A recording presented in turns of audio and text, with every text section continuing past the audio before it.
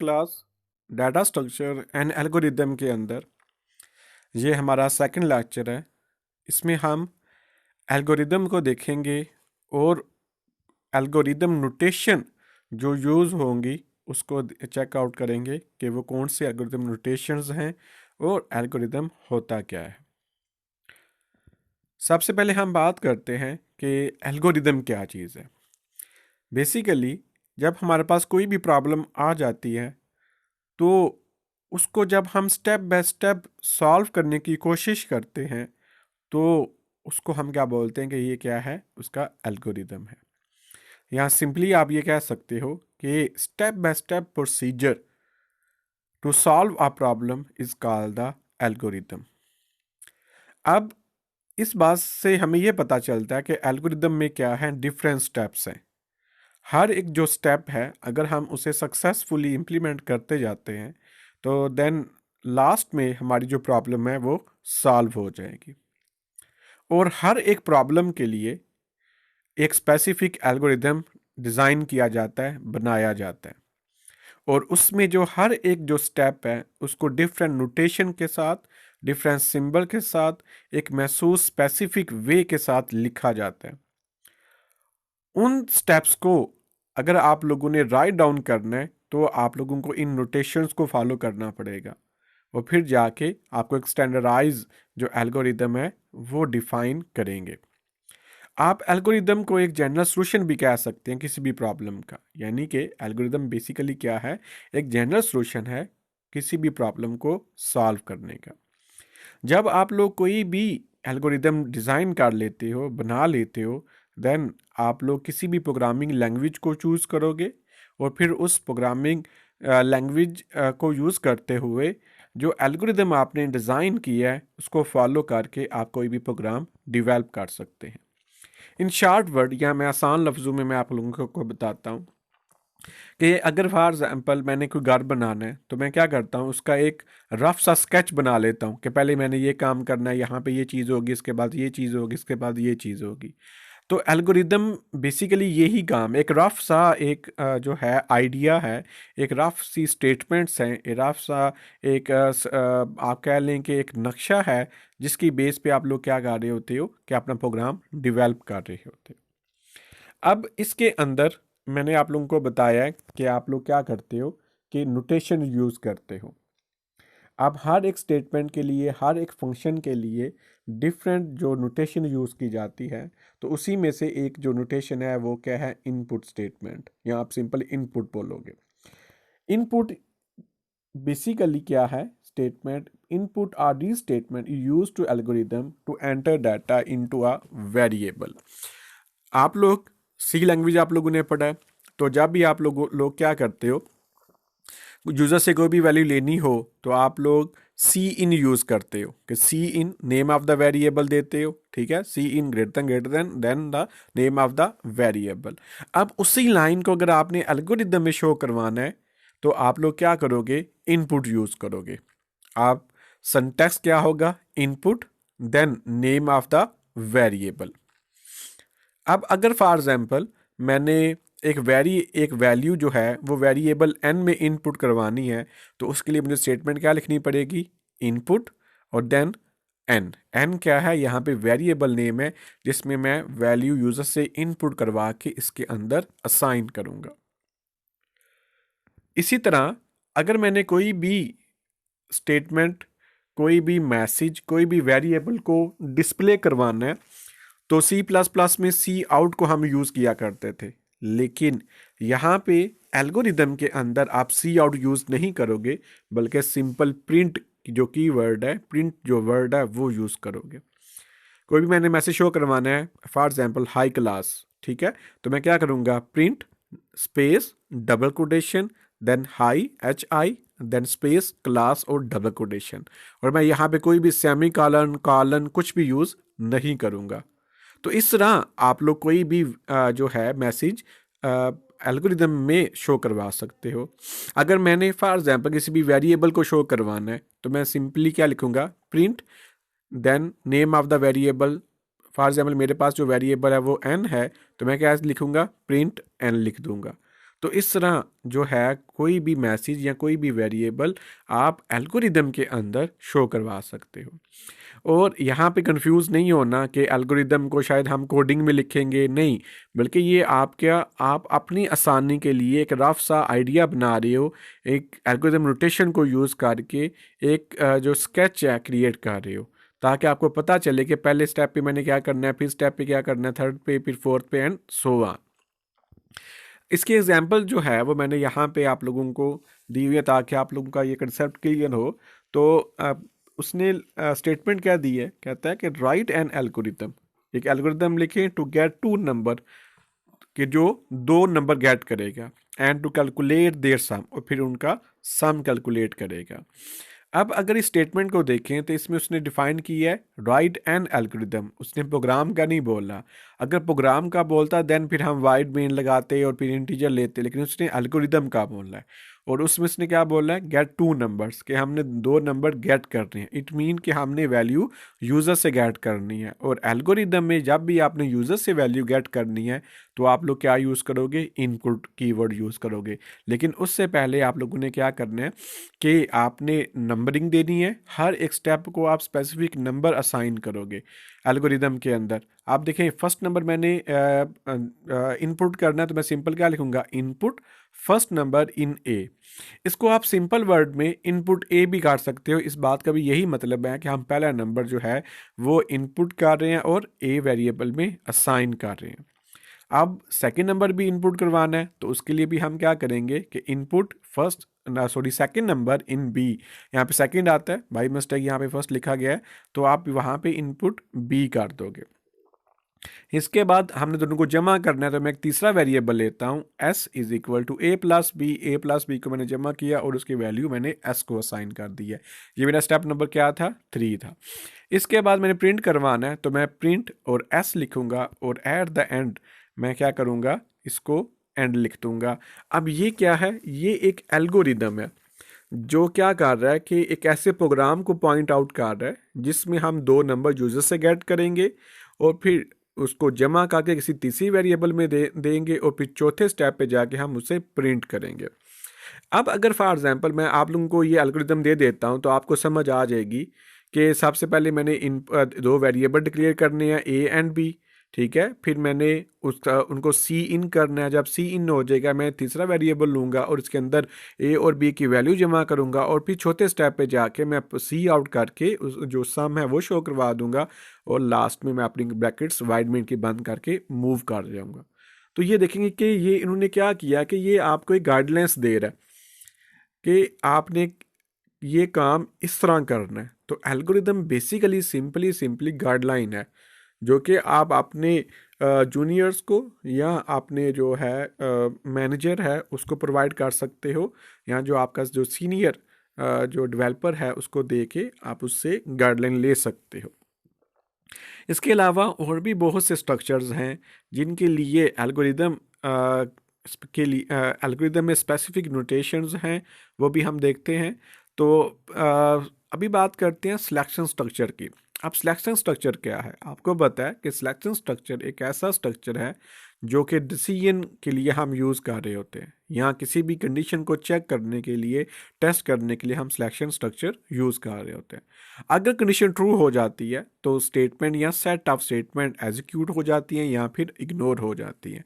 अगर तो condition true होती है तो सेट ऑफ स्टेटमेंट एग्जीक्यूट होती हैं, अगर ट्रू नहीं होती तो वो स्टेटमेंट इग्नोर हो जाती हैं। और जो सिलेक्शन स्ट्रक्चर है उसमें आप लोगों ने इफ़ और इफ़ एल्स इफ़ भी रीड आउट किया हुआ है। इसका सिंटैक्स चेक आउट करते हैं कि इनका सिंटैक्स क्या है जब हम एल्गोरिदम में इसको यूज़ करेंगे। तो सबसे पहले हम बात करते हैं इफ़ स्ट्रक्चर की। अच्छा, इफ़ स्ट्रक्चर में मैं एक सिंपल सा प्रोग्राम मैं आपको देने लगा, उसको अभी एल्गोरिदम को स्किप करते हैं। अब देखें यहाँ पे मैंने एक सिंपल सा प्रोग्राम लिखा है C++ का, जिसमें मैंने एक वेरिएबल मार्क्स लिए हैं, उसको मैंने 35 दिया और फिर मार्क्स की कंडीशन लगाई है इफ़ लगा के। अगर मार्क्स जो हैं वो greater than or equal to 33 हैं देन वो क्या करो, सी आउट करा दो, पास करवा दो। लेकिन अब यही काम अगर मैंने एल्गोरिदम इसका बनाना है तो मुझे क्या करना पड़ेगा, उसके लिए मुझे सबसे पहले इफ़ कीवर्ड लगाना पड़ेगा।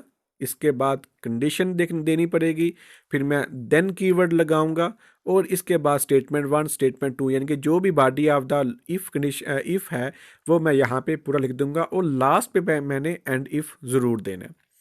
अब हम आते हैं येलो बॉक्स की तरफ। अब जो प्रोग्राम मैंने अभी यहाँ पे किया कि integer marks 35 if marks or equal to, ये तो प्रोग्रामिंग लैंग्वेज को यूज़ करके किया है। अब इसका मैंने अगर एल्गोरिदम बनाना है तो मुझे कैसे लिखना पड़ेगा? सबसे पहले मैं लिखूंगा इफ़, इसके बाद मार्क्स लिखूंगा, अगर marks greater than or equal to 33 हो तो ये क्या है? कंडीशन है। फिर मैंने देन कीवर्ड लगाया और फिर क्योंकि मैसेज शो करवाने के लिए एल्गोरिदम के अंदर हम प्रिंट लिख रहे हैं ना, तो मैं यहाँ पे लिखूंगा प्रिंट, डबल क्वेश्चन लगाऊंगा, पास करूंगा और डबल क्वेश्चन लगाऊंगा और फिर एंड इफ कर दूंगा। अब ये देखेंगे यही सिंपल सा काम हमने किस में किया? एल्गोरिदम में। अब ये जो प्रोग्राम है ये पहले मैंने आपको क्यों मैंने एग्जांपल के तौर पे शो करवाया है, क्योंकि इस प्रोग्रामिंग लैंग्वेज से आप फेमिलियर हो, आप लोगों ने इसको रीड आउट किया हुआ है। अब इसी चीज़ का एल्गोरिदम बनाना है तो वो कैसे बनाते हैं, इसलिए मैंने साथ साथ जो एग्जांपल है वो पुट किया।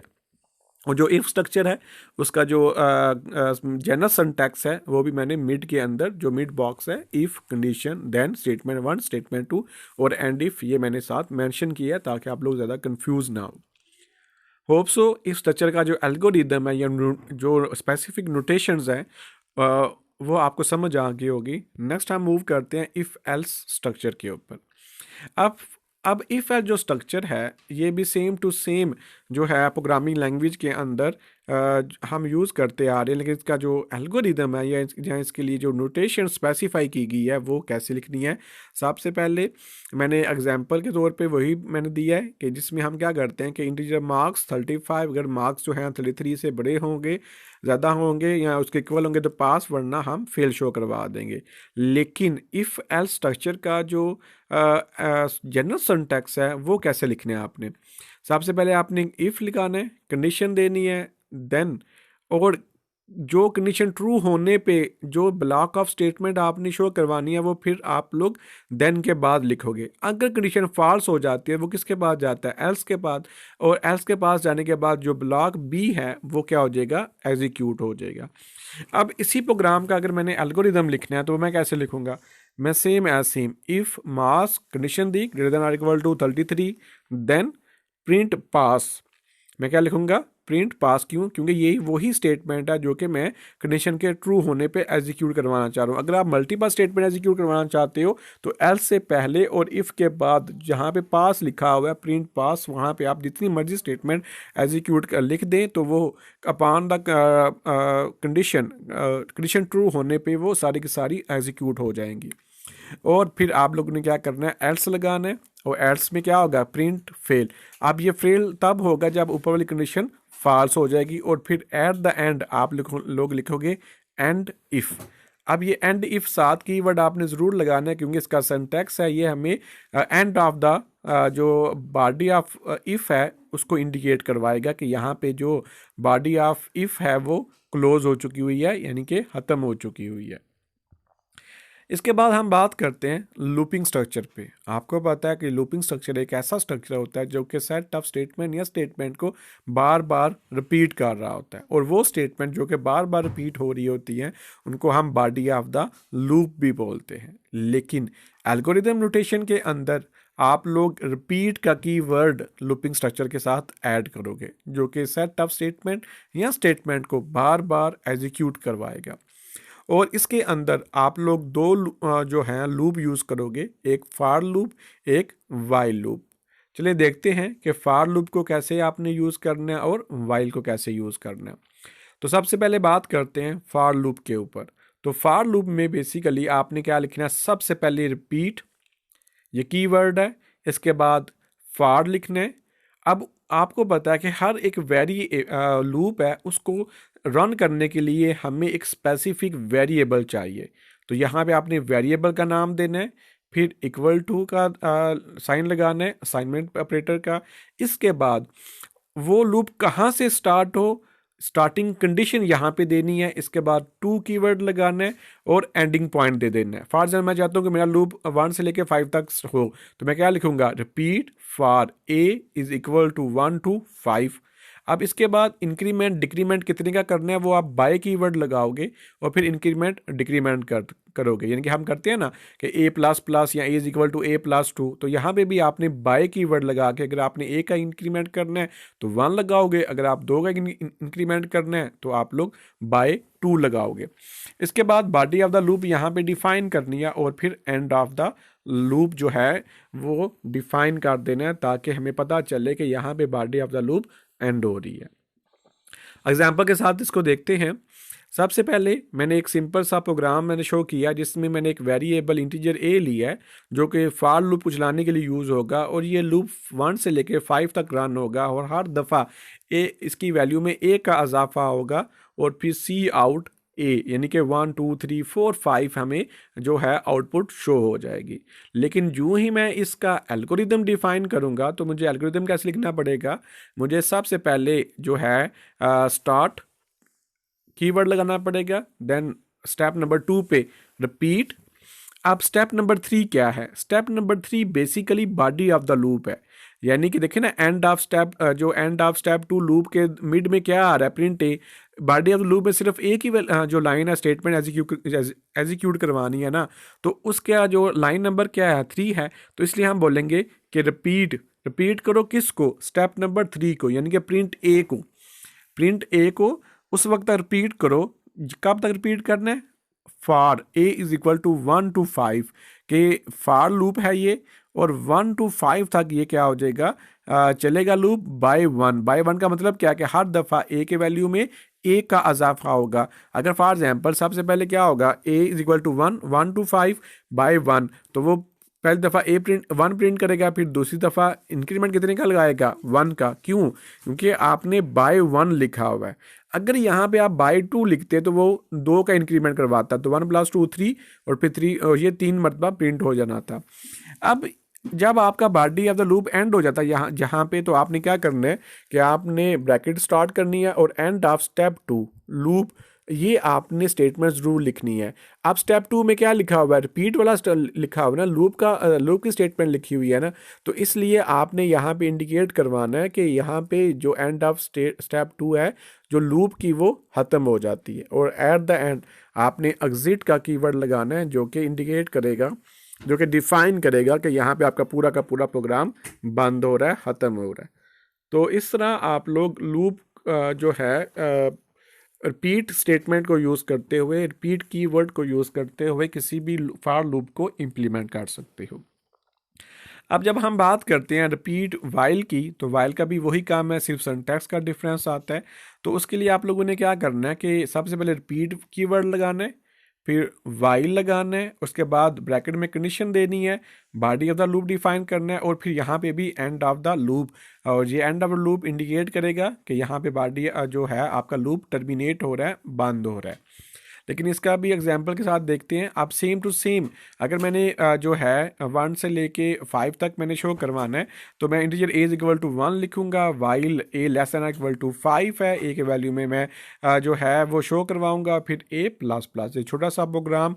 अब इसका अगर मैंने एल्गोरिदम लिखना है तो मैं सबसे पहले क्या करूँगा, स्टार्ट, देन ए की वैल्यू में 1 यानी कि स्टार्टिंग पॉइंट दिया, फिर रिपीट स्टेप 4 to 5। अब चूँकि मेरा जो लूप है वाइल, उसकी जो बॉडी है वो 2 स्टेटमेंट पे मुश्तमिल है, 4 step number and step number 5 पे। तो इसलिए मैं क्या लिखूँगा कि रिपीट करो स्टेप 4 to 5, कब तक, जब तक while A less than or equal to 5, जब तक ए की value less than or equal to 5 नहीं हो जाती।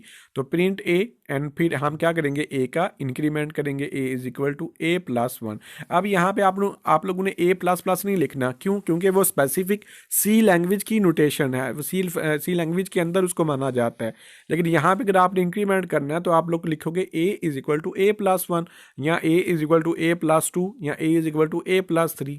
तो यहाँ पे आप लोगों ने ए प्लस प्लस या ए माइनस माइनस नहीं लिखना, आपने सिंपली उसको सही तौर पे डिफाइन करना है कि a is equal to A plus 1।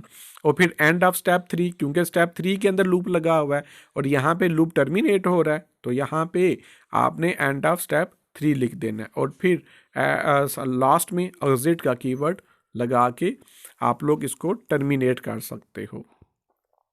आप लोगों का बहुत